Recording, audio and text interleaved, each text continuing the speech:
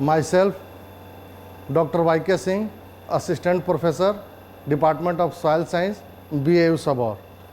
आज जो है हम estimation of potassium in given soil sample, जो हम सॉइल सैंपल लाते हैं उसमें हम एस्टिमेट करेंगे कि कितना पोटेशियम है।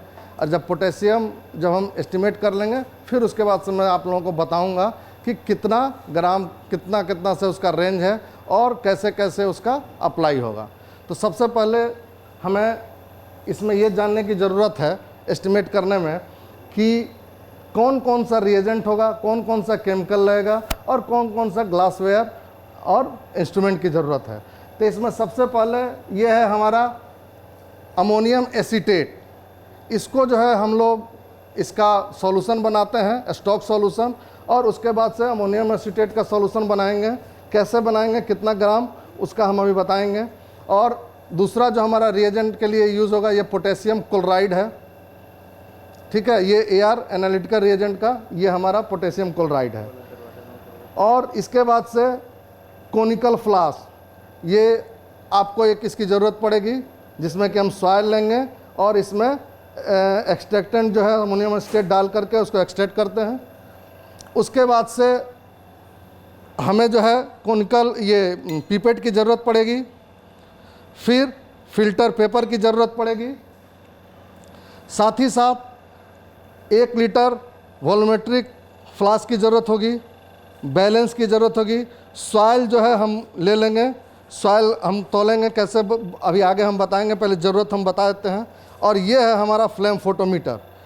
इसी इंस्ट्रूमेंट में हम उसको ला करके यहाँ पर डालेंगे और इसको एस्टिमेट करेंगे। अब आते हैं कि सॉल्यूशन बनाने का। तो ये जो अमोनियम एसीटेट है इसका 1 नॉर्मल हम पहले बनाएंगे।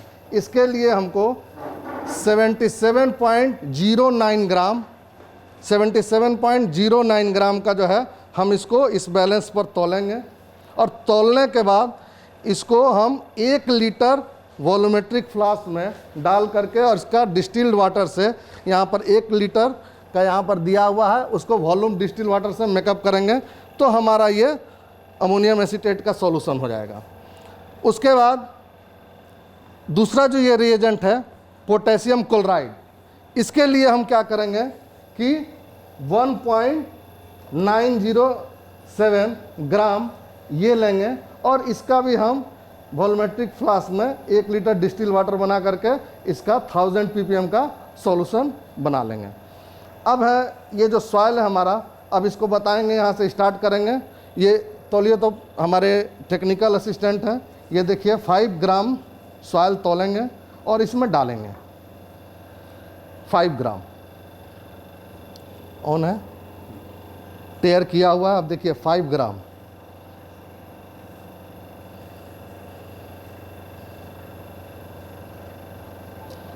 ये तोल रहे हैं 5 ग्राम जो सॉइल है।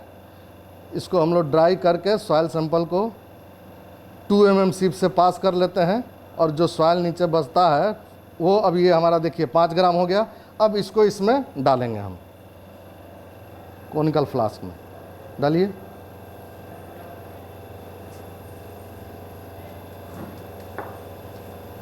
अब इसमें हम 25 ml जो नॉर्मल सॉल्यूशन था अमोनियम एसीटेट का, उसको हम 25 ml इसमें डालेंगे। इससे डालिए 25 ml। तो ये अमोनियम एसीटेट का जो सॉल्यूशन है हमने रखा हुआ है यहाँ पर, हाँ, इससे आप डालिए। ये हमारा अमोनियम एसीटेट का जो सॉल्यूशन हमने बनाया था, अमोनियम एसीटेट का सॉल्यूशन है, इसमें 25 ml। ये 25 ml हो गया। अब इसको इसमें हम डालेंगे।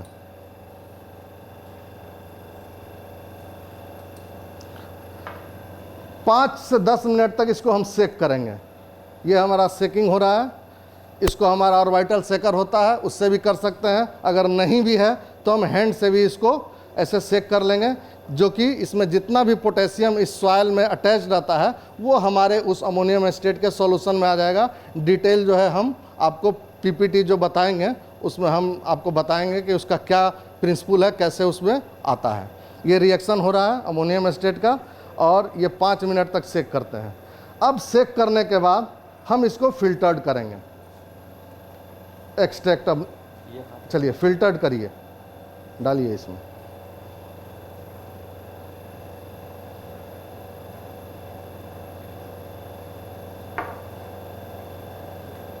ये फिल्टर्ड हो रहा है धीरे धीरे, ये फिल्टर्ड हो रहा है। जो हमने 25 ml नॉर्मल अमोनियम एसीटेट जो सॉइल के साथ मिक्स किया था वो फिल्टर्ड कर रहे हैं हम। ये जो एक्सट्रैक्ट हो आ रहा है इसमें, इसी में हमारा पोटेशियम का एस्टिमेट हम फ्लेम फोटोमीटर से करते हैं। अब इसमें एक चीज़ और आपको बता दें कि अब इस मशीन को कैलिब्रेट करने के लिए जो पोटेशियम क्लोराइड का जो हमने सॉल्यूशन बनाया था, ये था हमारा 1.907 ग्राम को जो मैंने तौला था, हम लोगों ने तौला उसका, इसमें जो स्टॉक सॉल्यूशन बनाया था इसको अब हम डाइल्यूशन में ले करके जाते हैं क्योंकि हमको उसमें एस्टिमेट करना है। तो अब डाइल्यूशन करेंगे इसमें कैसे कि इस 1000 ppm का 100 ml लेंगे, इस 1000 ppm सॉल्यूशन का 100 ml हम मेज़र करेंगे और 100 ml जो होता है सिलिंड्रिकल जो होता है मेजरिंग सिलेंडर उससे ले लें या हम पीपेट से ले लें, जैसे भी हो। इस 1000 ppm का 100 ml ले करके दूसरे एक वॉल्यूमेट्रिक फ्लास्क में डालेंगे। उस 100 ml में फिर हम इसको वॉल्यूम जो है यहाँ 1 लीटर तक जो अभी बताया था, यहाँ पर मार्किंग है, ये 1 लीटर का वॉल्यूमेट्रिक फ्लास्क है। इसमें जैसे ही हम डाल के डिस्टिल वाटर से इसको 1 लीटर का जब वॉल्यूम बनाएंगे तो ये हमारा 100 ppm का सॉल्यूशन हो गया। अब इस 100 ppm के सॉल्यूशन में से क्या करेंगे, फिर हम ये देखिए ये स्टॉक सॉल्यूशन है जो कि ये लिया हमने 100 ppm का। अब इसमें ये एक हम लेंगे 100 ml का वॉल्यूमेट्रिक फ्लास्क। अब इसमें से ये 100 ml में से 5 ml हम एक, इसी तरह से हम कितना है जी 6-7 है, 6-7 वॉल्यूमेट्रिक फ्लास्क हम धो करके डिस्टिल वाटर से रिंज करके रखेंगे। फर्स्ट में 5 ml लिए और इसका वॉल्यूम हमने बनाया 100 ml। ये हमारा हो गया 5 ppm के सॉल्यूशन। फिर उसी तरह से दूसरे वाले में हम 10 ml लेंगे तो ये 10 ppm का हो जाएगा। उसी तरह से हम 20 ml लेंगे और उसको यहाँ मेंटेन करेंगे, यहाँ 100 ml, ये हमारा 20 ppm का के सॉल्यूशन हो गया। फिर हम 40 ml लेंगे और इसको भी यहाँ पर जो मार्किंग दिया 100 ml तक डिस्टिल वाटर से मेंटेन करेंगे तो हमारा ये 40 ppm का के सॉल्यूशन हो गया। उसी तरह से फिर इसमें 60 ml लेंगे और यहाँ पर इसको वॉल्यूम मेंटेन करेंगे तो ये हमारा 60 ppm का के सॉल्यूशन हो गया। उसी तरह से 80 ml है, 80 ml लेंगे और इसको भी यहाँ करके अब ये हमारा इतना सॉल्यूशन तैयार हो गया।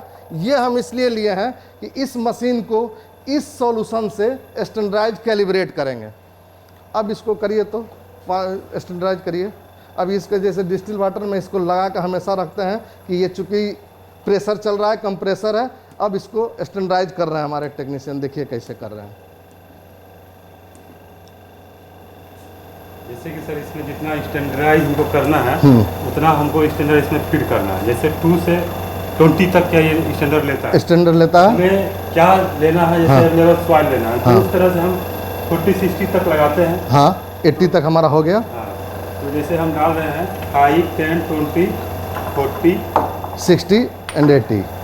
Okay sir. हाँ तो अभी हमको डालना है नंबर ऑफ स्टैंडर्ड। हाँ तो 6 हो गया हमारा। हाँ तो हम यहाँ 6, 0, 6। Okay sir. हाँ इसको ये आ गया। हाँ इंटर हो गया। ये मांग रहा है हाँ 5 ppm, 10 ppm, 20 ppm, 40 ppm, 60 and 80। ये इतना इंटर कर दिया आपने। अब ये हमारा कैलिब्रेशन चालू हो गया। अब इंटर करिए उसको। इसका सर मिड रेंज मांग रहा है। जैसे हम इसको मिड मेरा 6 था तो इसका हमको 3 डालना है। ओके। अब ये ब्लैंक मांग रहा है। यदि हम कोई चीज़ को जैसे हमारा सॉइल पे अमोनियम एसीटेट से हम उसको फिल्टर किए, एक्सट्रैक्ट से किए हैं। तो हाँ इसको हम यहाँ इसको ब्लैंक बना देते हैं। जो भी के होगा इसमें तो वो उससे शक करके वो स्टैंडर्डाइज अपना कर लेगा। इंटर कर दिए। अब ये इंटर करके शक कर रहा है। यहाँ देखिए प्लीज़ वेट, मतलब कि अभी रीडिंग देगा इसमें। अब करा सर क्लीन डिस्टिल वाटर। हाँ, फिर डिस्टिल वाटर से हर एक सॉल्यूशन के बाद डिस्टिल वाटर से हम इसको क्लीन करेंगे। इंटर मारिए।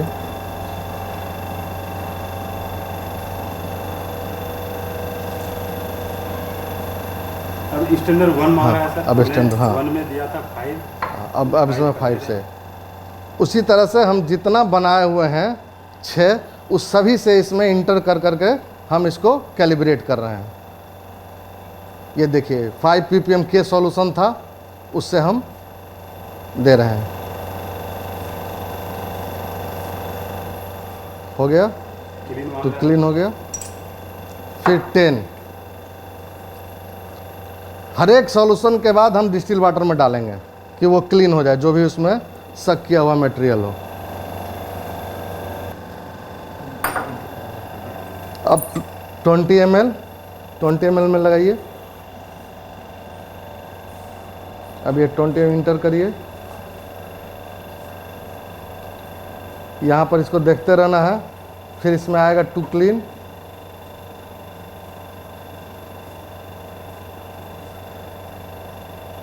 ले लिया टू क्लीन, मतलब फिर हम डिस्टिल वाटर में डालेंगे, फिर इंटर करेंगे।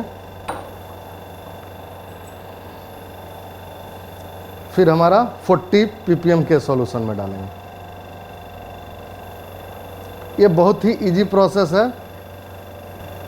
रीडिंग ले रहा है, फिर इसमें टू क्लीन हुआ, ले लिया, फिर डिस्टिल वाटर में डालिए।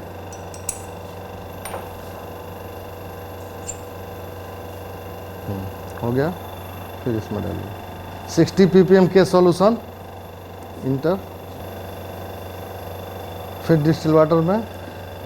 ये अब हमारा लास्ट 80 ppm से, अब ये हमारा स्टैंडर्डाइज हो गया है, कैलिब्रेट हो गया। अब इसके बाद हम जितने भी सॉइल के लिए हैं, ये अभी हम एक सॉइल का सैंपल दे रहे हैं, एक सॉइल का एक्सट्रैक्ट किए थे। अब इसका हम जितना भी हमारा सॉइल सैंपल होगा, 20 होगा, 50 होगा, जितने भी हैं, उसका हम इसी तरह से जब ये प्रोसेस बताए 5 ग्राम तौलेंगे, उसको फिर यहाँ पर कॉनिकल फ्लास्क में डालेंगे। 25 ml अमोनियम एस्टेट का हमने सॉल्यूशंस में डाला, सेक किया। सेक करने के बाद वाटमैन पेपर नंबर 1 से फिल्ट्रेट किया। फिल्ट्रेट करने के बाद मान लीजिए हमारा 50 सॉइल था, 50 एक्सट्रैक्शन आ गया हमारा। अब इसके बाद से हम जो है इसमें डायरेक्ट इसमें ये करेंगे। अब हमारा डायरेक्ट रीडिंग आ जाएगा। तो आ गया रीडिंग सर यही आया। हाँ। ये किशनगंज साइड का हाँ वो है। हाँ ठीक है। तो जो रीडिंग हाँ 3.7 रुक गया, थोड़ा सा फ्लक्चुएट होता है, कभी 3.8 आएगा, 3.6 या 7, कभी 3.6 आ गया। ठीक है, चलो हटाओ। अब ये 3.6 ppm पोटास का जो हमारा सॉल्यूशन था वो आ गया। अब इसमें एक कैलकुलेशन है कि हम कैसे इसमें करेंगे इसको आगे। तो इसका जो है डाइल्यूशन हमने बताया था। एक चीज़ और मैं बता दूं कि वो जो सॉल्यूशन बनाना था वो अभी मैंने बताया था कि इसको हमने 100 ppm का सॉल्यूशन बनाया था, उससे हमने वो स्टैंडर्डाइज किया। तो अब हमारा 5 ग्राम सॉइल था और हमारा जो रीडिंग आया तो ppm में हमारा potash in ppm is equal to A into 5, मतलब कि 5 ग्राम सॉइल था और जो हमारा रीडिंग आया 3.76। तो अब 3.6 इंटू 5 मतलब कि कितना हो गया, 3 × 5 = 15, 6 × 5 = 15, 3 = 18 ppm हमारा पोटास आ गया। अब 18 ppm जो है वो उस सॉल्यूशन में है। अब उसको हम ppm में आ गया, लेकिन इसको हमको निकालना है पर केजी, ग्राम जो है मैंने केजी पर हेक्टेयर। तो पर केजी हेक्टेयर के लिए 2.24 से हम मल्टीप्लाई करेंगे। तो 18 इंटू 2.24 जो भी हमारा वैल्यू आया वो हमारा आ गया अब किलोग्राम पर हेक्टेयर में। अब इसके लिए हमारा जो है एक इसका रेंज है कि 120 से ये कम आया। इसका मतलब कि हमारा जो सॉइल है, ये हमारा सॉइल किशनगंज साइड का है, वहाँ पोटास डेफिशिएंट सॉइल है। तो हमने वहाँ का सॉइल के लिए आपको एक एग्जांपल दिया था, उसको हमने करके यहाँ दिखाया। तो ये हमारा डेफिशिएंट सॉइल हुआ। और 120 से लेकर के 280 के बीच में अगर हमारा ये रीडिंग आता है, अगर ये हमारा वैल्यू आता है, तो उसको हम मीडियम रेंज में लेंगे। और more than 280 kg per hectare के हिसाब से आता है तो हमारा हाई पोटास होता है। तो वो अब हम देखेंगे कि हमारा जो भी पोटास हमने इससे एस्टिमेट किया और हमारा निकाला वो अब कितना रेंज में आता है, उसके हिसाब से लो, मीडियम और हाई में हम उसको ला करके और उसको रेकमेंड कर देते हैं। अब मान लीजिए कि लो आ गया तो क्या करेंगे, तो अगर मान लीजिए कि राइस है, क्रॉप अगर पैडी का लेना है, तो उसमें हम देखते हैं क्या कि हमको NPK का वैल्यू दिया जाता है कि इसका रिकमेंडेड डोज ये है 120, 60, 40। तो 60, 40, तो 40 kg पर हेक्टेयर हमको पोटास नॉर्मल वे में कहा जाता है कि अगर आप क्रॉप लगाते हैं तो 40 kg पोटास हमको देना है। तो हमारा अब आया इसका 48 के आसपास, तो ये हमारा लो था, चूँकि रेंज 120 होना चाहिए था और 120 से कम था हमारा 48। तो हम इसमें क्या करेंगे कि 25% इंक्रीज कर देंगे, मतलब कि जो 40 kg पोटास का जो हमको रिकमेंडेशन है उसमें हम 50 kg वहाँ पर रिकमेंड कर देंगे कि भैया आप कम से कम 50 kg इसमें दीजिए। अगर हमारा 120 से लेकर के और 280 के बीच में अगर पोटास का आता kg पर हेक्टेयर अगर रेंज, तब हम उसमें कहते हैं कि जो 40 का रिकमेंडेशन है वही दीजिए। अगर हाई कहीं कहीं पोटास आ जाता है, मतलब 280 से भी ज़्यादा kg पर हेक्टेयर अगर आता है, तब हम वहाँ पर कहते हैं कि भाई उसको 25% कम करके पोटास का एप्लीकेशन कीजिए। तो ये हुआ हमारा एक प्रोसीजर इसका करने का, ये ऐसे हमने बताया और उसके बाद से डिटेल जो है हम फिर बाद में इसका PPT के द्वारा इसका पूरा डिटेल डिफिशियंसी के साथ हम आपको बताएंगे। धन्यवाद।